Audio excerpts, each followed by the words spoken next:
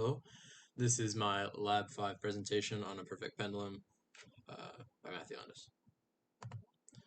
This lab explores the oscillatory motion experienced by an object attached to a pendulum. It includes a real-world demonstration of Newton's second law of motion, as the net force is equal to the combination of the force of gravity and the tension force of the spring.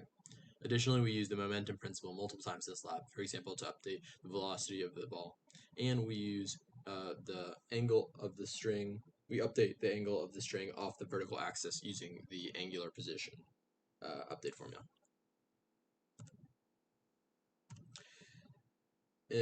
Additionally, we used the tracker software to plot the position of a real-world mass undergoing oscillatory motion. Data extracted from this experiment allowed me to complete a computer model that simulated the motion of the mass. After executing the experiment, I found that the computer model was able to provide a really solid representation of the position of the mass within this time interval.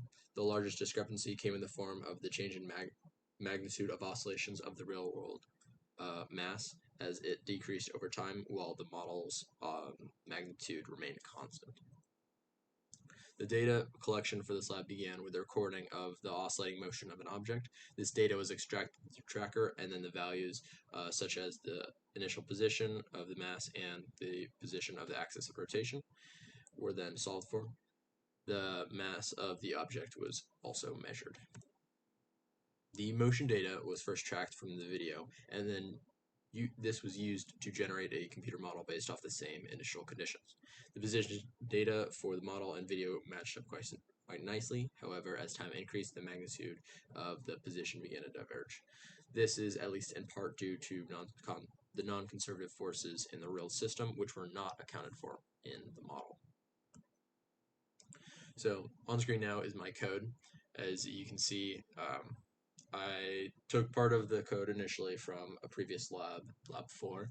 However, I changed various things going from the mass, the initial position, as well as then I solved for things such as the length with the variable L. For this lab, I had to use a very small delta t, as I'll explain later on, because this is necessary to reduce the amount of error that comes from the position and velocity update formulas. I also had a net force calculation that is based upon the combination of gravity and tension. And then I also had to use a theta update formula and an angular velocity update formula. On screen now is the screenshot of my simulation. At the bottom, you can see the position versus time and the velocity versus time graph of the model. As part of the simulation, I had to make assumptions on that there were no drag forces or any non-conservative forces, and place these as negligible. Also, the mass of the string was assumed to be negligible, and the only motion work happened in the x and y dimension. All of these assumptions could have contributed to the discrepancy between the dimensions. The best possible means of improving this experiment is to ensure that the data matched the set of the assumptions that I previously defined. This can be done by attempting to account for the air resistance or any other drag force with the formulas seen on screen now, or potentially others. By making our model include this phenomenon, we would likely see our models match up closer to the gradual decrease in amplitude, as the non-conservational forces responsible for this would be included.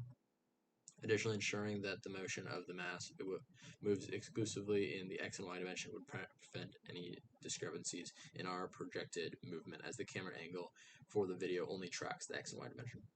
Additionally, since the position is being updated by the change in velocity and the change in angle formulas, by using a smaller delta t, an even smaller delta t, we would be able to more closely represent real-world motion. Thank you.